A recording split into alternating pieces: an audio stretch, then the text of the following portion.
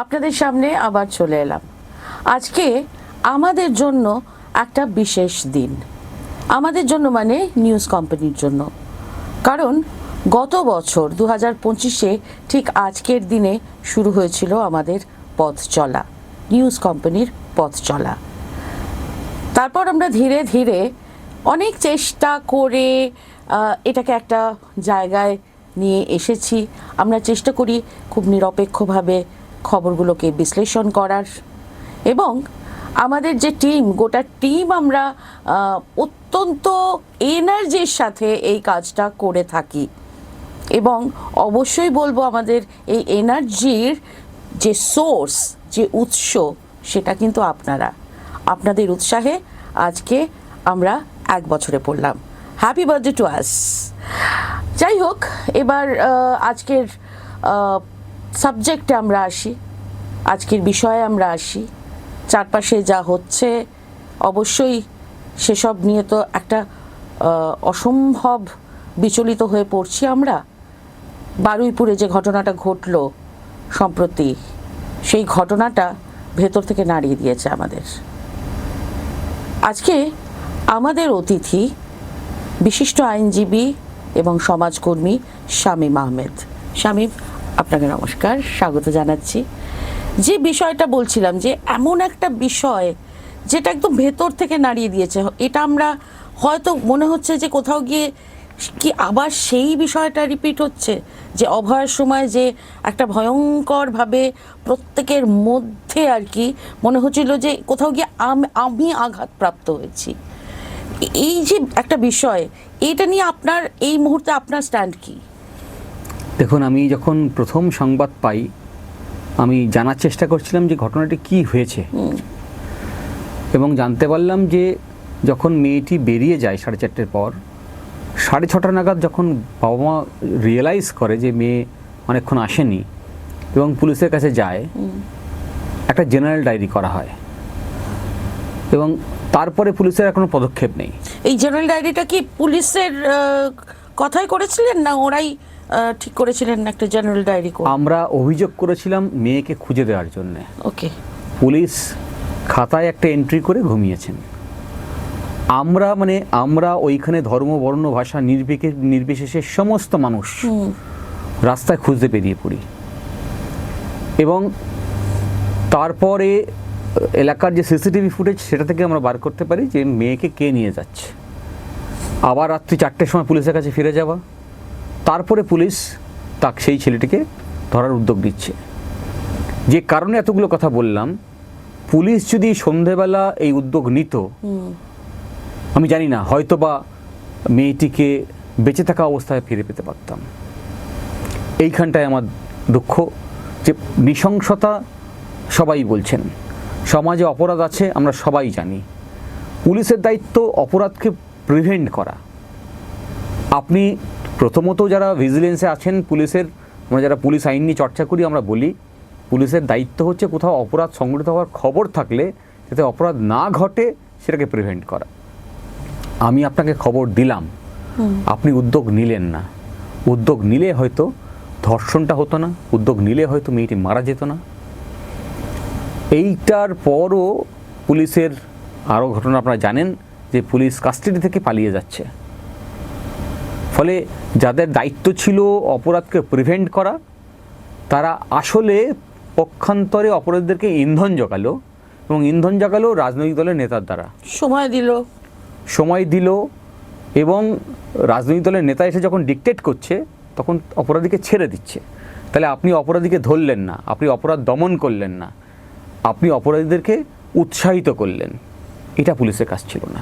মানে এই যে শান্তনু মণ্ডল সম্পর্কে যে অভিযোগটা উঠছে, আপনি সেই দিকেই ইঙ্গিত করছেন। তো এই শান্তনু মণ্ডলের রাজনৈতিক পরিচয় কি? আমরা ইতিমধ্যে সকলেই জেনেছি যে তিনি শাসক দলের একজন নেতা ওইখানকার, এবং শাসক দলের নেতার নির্দেশে যখন পুলিশ কাজ করে, তখন আমরা মনে করি যে আসলে শুভেন্দু অধিকারী যে একটা আলাদা শাসন দেওয়ার কথা বলে ক্ষমতায় এসছে, যখন মমতা ব্যানার্জির শাসনে সবাই অতিষ্ঠ হয়ে উঠেছে, তখন আমরা যেটা দেখতে পাচ্ছি, আসলে হয়তো এটাই বাস্তবতা যে উনি তো তাকে নেত্রী বলেই মেনেছিলেন, তার দীক্ষায় দীক্ষিত হয়ে যা শিখেছেন একই রাস্তাতে উনি শাসনকে নিয়ে যাচ্ছেন। এটা তো আমরা মানে সবসময় দেখি যে এই শাসকের পোষা হয়ে যায় পুলিশ। আসলে একটা আমি কথা বলতে হবে, কারণ কতগুলো মেন স্ট্রিম চ্যানেলে আমি একটা সংবাদের ডিরেকশন দেখতে পাচ্ছি, সেখানে সমস্ত অভিযোগ পুলিশের বিরুদ্ধে। কোনো সন্দেহ নেই, আমিও বললাম যে পুলিশ তার দায়িত্ব পালন করেনি, কিন্তু বিষয়টি হচ্ছে যে এই পুলিশ দায়িত্ব পালন করবে কি করবে না, আপনাকে প্রতিনিধি হিসেবে নির্বাচিত করে ওখানে পাঠিয়েছি। আপনার দায়িত্ব ছিল যে পুলিশ করেনি তাকে ইমিডিয়েটলি সাসপেন্ড করার ব্যবস্থা করা। যার দায়িত্বে অপরাধীরা ছিল, যেখান থেকে পালালো, তাদের সকলের বিভাগীয় তদন্ত করা আপনি করেননি। তার মানে প্রশাসক হিসেবে আপনি আসলে যে কাজ পুলিশ করেছে সেটাকে প্রশ্রয় আপনিও দিলেন। ফলে শুভেন্দু অধিকারী মুখ্যমন্ত্রী হিসেবে এই দায় এড়াতে পারেন না।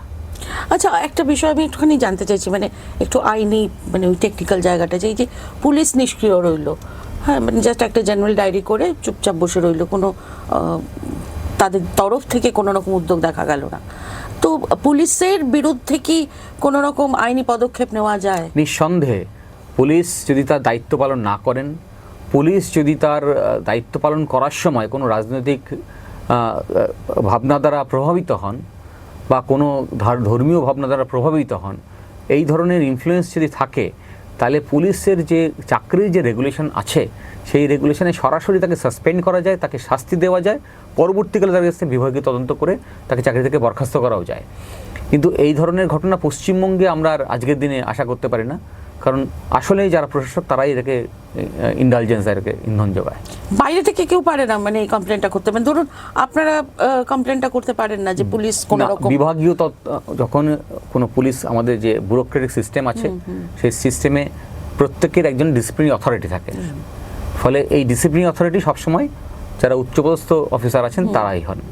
ফলে দায়িত্ব তাদের। কিন্তু আসলে দেখবেন যে এই সমস্ত ঘটনা যা ঘটে, দেখবেন আরজি করের ঘটনায় কমিশনার অফ পুলিশ পৌঁছে গেছেন, তার তো যাওয়ার কথা ছিল না ওখানে, বা গেলেও যে কাজ করার কথা ছিল সে কাজ তো করেননি। ফলে আজকের দিনে দাঁড়িয়েও একই, যারা নিচের কর্মীরা তখনই কাজ করে যখন উপরের কর্মীরা বা উপরের অফিসার যারা ডিরেকশন দেন তারা সৎ হন। তারাই যদি এই অপরাধের সঙ্গে নিজেদেরকে সম্পৃক্ত করে ফেলেন, তখন কিন্তু নিচের কর্মীরাও উৎসাহিত হন অপরাধের সাহায্য করার কাজে। তাই ঘটছে। এবং যে চাপগুলো বাইরে থেকে যে ধরনের চাপ থাকে, যে ধরুন মানুষের স্বতঃস্ফূর্ত প্রতিবাদ, বিদ্রোহ এবং গণতন্ত্রের চতুর্থ স্তম্ভ, মিডিয়ার ভূমিকা, এসব তো থাকে বাইরে থেকে বিভিন্ন চাপে অনেক সময় সেইখানে কিন্তু মাথা নত করে প্রশাসন। তো আপনারই কথার সূত্র ধরে আমি একটু মানে এক্ষেত্রে মিডিয়ার ভূমিকাটাকে আপনি কিভাবে দেখছেন যদি বিস্তারিত বলেন? একটাই কারণে বলছি, মেন স্ট্রিম মিডিয়ার কথা বলছি, কারণ দেখুন আমরা ইন্ডিপেন্ডেন্টলি এই কাজগুলো করছি, তার একটাই কারণ আমরা কোথাও গিয়ে ওই মেন স্ট্রিম মিডিয়ার যে চাপ সেখান থেকে কোথাও বিতস্রদ্ধ হয়েছি। দেখুন, আমি যখন এই কথা বলবো তখন আমি আপনাকে সঙ্গে নিয়েই কথা বলবো, এবং আমরা যারা দর্শক বা সাধারণ নাগরিক আমরা সবসময় আপনাদেরকে অবজার্ভ করি, সেটা মেইন স্ট্রিম মিডিয়া হতে পারে বা আপনার ইউটিউব মিডিয়া হতে পারে। আমরা এও দেখেছি যে বিভিন্ন ইউটিউব মিডিয়া একটা নির্দিষ্ট রাজনৈতিক মত দ্বারা পরিচালিত হচ্ছে, ফলে তার বিরুদ্ধে প্রতিবাদ করতে হবে। এই ঘটনার ক্ষেত্রে আমরা দেখেছি যে মেইন স্ট্রিম মিডিয়া মূলত চুপ থেকেছে, বা যখন মানুষের চাপ তৈরি হয়েছে তখন একটা ডিরেকশন দেওয়ার চেষ্টা করেছে যে ছোট্ট ছোট পুলিশ অফিসার, যখন আমরা দেখি যে বড় অপরাধ ঘটেছে আর ঢাকতে পারছি না, তখন স্মল ফ্রে বলি আমরা, ওই ছোট ছোট চুনোপুটিদেরকে ধরার চেষ্টা করি। এক্ষেত্রেও ওই দেখবেন ফাঁড়ির পুলিশের বিরুদ্ধে অভিযোগ করবে, একটা ফাঁড়ির পুলিশকে সাসপেন্ড করবে, এইটুকুর মধ্যে সীমাবদ্ধ থাকবে। কিন্তু যেটা আমাদের দেখা প্রয়োজন যে একটা স্ট্রাকচার, সেই স্ট্রাকচারে যদি আপনি পিরামিডের চূড়োয় যে আছে তাকে যদি না ধরেন, তাহলে কিন্তু ওই নিচতলার কর্মী তাকে ধরে আসলে সমস্যার সমাধান হবে না। ফলে এই স্ট্রাকচারটার বদল দরকার, সেইখানে ঘুম ধরেছে। আর এইটা এই যে নিরপেক্ষ সাংবাদিকতার কথা বলছেন, আজকের দিনে দাঁড়িয়ে এই যে চতুর্থ স্তম্ভের কথা বললেন, এইটুকুই বেঁচে আছে। আমি খুব সচেতনভাবে এই কথা বলছি যে আমার সংবিধানের মধ্যেকার যতগুলো নিরপেক্ষ সংস্থা আছে সবকটা সংস্থা নিয়ে প্রশ্ন তুলছে মানুষ। দেখবেন কক্রোচ জনতা পার্টি তৈরি হয়েছে, জুডিশিয়ারি নিয়ে প্রশ্ন তুলছে, সাংবাদিকদের নিয়ে প্রশ্ন উঠছে, সিএজি নিয়ে প্রশ্ন উঠছে, পিএসসি নিয়ে প্রশ্ন উঠছে। আমাদের পশ্চিমবঙ্গে পিএসসি নিয়ে আমরা একাধিক মামলা করেছি, যেখানে পিএসসির মেম্বারদের নিয়োগ হচ্ছে, চেয়ারম্যানের নিয়োগ হচ্ছে পলিটিক্যালি ইনফ্লুয়েসড হয়ে। ডক্টর আম্বেদকর এরকম ভাবনা আসলে ইন্ট্রোডিউস করতে চাননি। যারা দীর্ঘদিন ডিবেটের মধ্যে দিয়ে এই সংবিধান তৈরি করেছেন, তারা সংবিধান যে দর্শন দেওয়ার চেষ্টা করেছেন, সেই দর্শন থেকে আমরা অনেক দূরে চলে গেছি। তাই আমরা যারা চতুর্থ স্তম্ভে আছি, এর মধ্যে আমি সাধারণ নাগরিককে ধরছি, আর গণতন্ত্রের যে আর্টিকেল 19-এর অধিকার, সেই অধিকারের প্রয়োগের মধ্যে দিয়েই যদি সংবাদ মাধ্যমকে আরেকটু বেশি স্বচ্ছ করা যায়, তাহলে চতুর্থ স্তম্ভ আলটিমেটলি সফলভাবে কাজ করতে পারলে বাকিগুলোকে শুধরানো সম্ভব। কিন্তু আজকের দিনের মেইনস্ট্রিম মিডিয়া তারা যে রোল প্লে করছে তা খুব দুর্ভাগ্যজনক। ফলে আমাদের কাছে পড়ে রইল ওই আর্টিকেল 19 আর সাধারণ মানুষ, আর প্রতিদিন মনে করা আসলে সংবিধানের প্রথম বাক্যটাই ছিল we the people of India. এবার একটুখানি বারুইপুরের প্রসঙ্গে আরেকবার আসি। এই মুহূর্তে বিষয়টা কোথায় দাঁড়িয়ে রয়েছে? মূল অভিযুক্তকে যে গ্রেফতার করা হয়েছে বলা হচ্ছে, সেইটার সত্যতা বা মানে সেই কি মূল অভিযুক্ত, মানে বিষয়টা কোথায় দাঁড়িয়ে রয়েছে? দেখুন, মূল অভিযুক্ত বলে কাউকে একজনকে টার্গেট করে দেওয়া ঠিক হবে না। আমরা জানি এটা গণধর্ষণের ঘটনা। যদি গণধর্ষণের অভিযোগ থাকে, তাহলে মূল অভিযুক্ত অনেকে, কোনো একজন ব্যক্তি নন। ফলে সকলকে এখনো ধরা সম্ভব হয়নি। সকলকে ধরছে কিনা তার থেকেও বেশি গুরুত্বপূর্ণ হচ্ছে পুলিশ প্রয়োজনীয় নথি সংগ্রহ করছে কিনা, পুলিশ নির্দিষ্ট সময়ের মধ্যে চার্জশিট দিচ্ছে কিনা। চার্জশিট সাবমিশনের পর একটা নির্দিষ্ট সময়ের মধ্যে, যে কারণে বিএনএসএস নিয়ে আসা, যে বড়াই করে পুরনো ক্রিমিনাল লস পরিবর্তন করে নতুন আইন নিয়ে আসা হয়েছে, ন্যায় সংহিতা, একটা নির্দিষ্ট সময়ের মধ্যে ট্রায়াল শেষ করব, সেই কাজটা সফলভাবে হচ্ছে কিনা। কারণ আমরা এই কথা বলছি এই কারণে যে আমাদের বিগত দিনের অভিজ্ঞতা, একাধিক মামলায় হাইকোর্টের নির্দেশে, সুপ্রিম কোর্টের নির্দেশে সিবিআইকে তদন্তে ভার দেওয়া হয়েছে বা সিটকে তদন্ত ভার দেওয়া হয়েছে, তদন্ত চলছে। আজকের দিনে যিনি মুখ্যমন্ত্রী, তার বিরুদ্ধে নারদার তদন্তের নির্দেশ আছে, তদন্ত চলছে। আমরা তদন্ত চলছে দেখতে চাই না, আমরা চাই তদন্ত সঠিকভাবে হচ্ছে, প্রয়োজনীয় নথি সংগ্রহ হচ্ছে, এবং সেই নথি সংগ্রহ করে চার্জশিট জমা হচ্ছে এবং ট্রায়াল শেষ হচ্ছে। অভিযুক্ত কথাটা বলতে চাই না, অপরাধী বলতে চাই, কনভিক্ট বলতে চাই। তো মানে হবে কিছু, কারণ অভারটা তো ওই সেই মাঝপথে দাঁড়িয়ে রয়েছে কিছু। আপনারা কি করছেন এই হবে কিনা তার নির্ভর করছে আজকের দিনে দাঁড়িয়ে অনেকটাই বেশি এই আপনাদের মতো চতুর্থ স্তম্ভ এবং লার্জ স্কেলে এই যে বিপুল সংখ্যক নাগরিক, তারা কিভাবে এই পুরো বিষয়টাকে পরিচালনা করছে তার উপর নির্ভর করছে। তারা রাস্তায় যদি প্রতিবাদে থাকে তাহলে সম্ভব, না হলে সম্ভব বলে আমার মনে হয় না। মানে আপনি বলছেন যে একটা ওই সংগঠিত প্রতিবাদ, বিদ্রোহ ছাড়া কিছু সম্ভব নয়, তাহলে ওভারটাও তো সম্ভব হলো না। তার সত্ত্বেও সংগঠিত প্রতিবাদ এবং সেটাকে একটা কন্টিনিউয়াস শেপ দেওয়া, তাহলেই একমাত্র আমাদের সংবিধানকে, আমাদের আজকের দিনে সংকট কি, সংকট তো সংবিধান।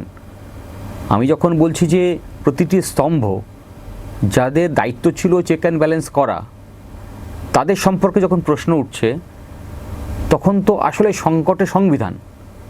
বারুইপুর তো সেই সংকটের একটা নিদর্শন মাত্র। ফলে বারুইপুর বলুন, আরজিকর বলুন, বা যতগুলো ঘটনা ঘটছে এই ধরনের, বা সার্বিকভাবে এই সব কিছুর কারণ কিন্তু আসলে মূল কারণ হচ্ছে যে সংবিধানটা সংকটে আছে, মানুষের গণতন্ত্র সংকটের মধ্যে। এই যে মুখ্যমন্ত্রী স্টেটমেন্ট দিচ্ছেন যে মব লিঞ্চিং যারা হয়েছে, কারা করেছে, কারা রেল লাইন তুলেছে, কাউকে ছাড়া হবে না, ঠিকই তো। তাহলে এই জনরোষ তৈরি হলো কেন? জনরোষের কারণ কারা ছিলেন, কোন কোন পুলিশ অফিসার ছিলেন, তাদেরকে অ্যারেস্ট করতে পেরেছেন কিনা, এর পেছনে কোনো আপনার দলের নেতা ছিল কিনা, তার কারণে জনরোষ তৈরি হয়েছে কিনা, তাকে অ্যারেস্ট করতে পেরেছেন কিনা, নাকি যারা রাস্তায় প্রতিবাদে আছেন, যারা আপনার বিরুদ্ধে আওয়াজ তুলছেন, তাদেরকে দমন করার চেষ্টা করছেন। আপনি জানেন রিসেন্টলি একটা আইন নিয়ে এসছে গুন্ডা দমনের জন্য। সেখানে বলছে যে কারোর বিরুদ্ধে যদি কোনো অ্যানয়েন্স তৈরি হয়, ক্ষোভ তৈরি হয়, তাহলেই এসপি রিপোর্ট দিয়ে অ্যারেস্ট করতে পারে। তো এই ধরনের আইন আপনি নিয়ে আসছেন, পরবর্তীকালে আপনার যে স্টেটমেন্ট আসছে তা থেকে আপনার ডিরেকশন খুব স্পষ্ট যে আসলে আপনি গণতন্ত্রের কণ্ঠরুদ্ধ করতে চান। ফলে আবারও বলছি যে সংবিধান শেষ কথা বলবে, সংবিধান আমার দেশের সর্বোচ্চ, সংবিধান আমার দেশের একমাত্র স্বীকৃত রাজনৈতিক দলিল। ফলে দেশের রাজনীতিকে যদি সঠিক ডিরেকশনে নিয়ে যেতে হয় তাহলে সংবিধানকে বাঁচাতে হবে। বারুইপুর মেয়েকে তো আমরা হারিয়েছি, এই দুঃখ আমি সমবেদনা জানাতে পারি, কিন্তু বাবা মা যাকে হারিয়েছে তার যে কষ্ট হচ্ছে সেই কষ্ট উপলব্ধি করার ক্ষমতা আমার হবে না বা আমাদের হবে না। এরকম অনেক মায়ের কোল প্রতিদিন প্রতিনিয়ত খালি হচ্ছে। রিসেন্টলি বেশ কিছু সার্ভেতে আপনারা দেখেছেন বোধহয় প্রতি 16 মিনিট একটা বোধহয় রেপ ঘটনা ঘটছে, সেটা আজকের ভারতবর্ষ।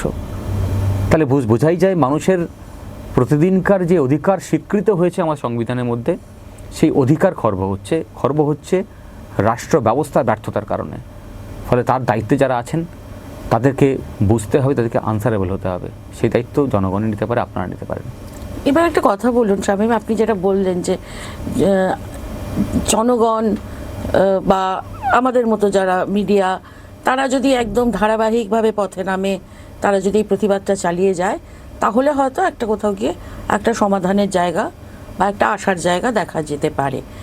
আমি অভয়ার কেসটার সময় বলবো, আরজিকর কেসের সময় খুব ধারাবাহিকভাবে বহু দিন ধরে এবং স্বতঃস্ফূর্তভাবে, মানে কোনো রাজনৈতিক ছাতার নিচে নয় এরকমভাবেই কিন্তু মানুষ যোগ দিয়েছিলেন।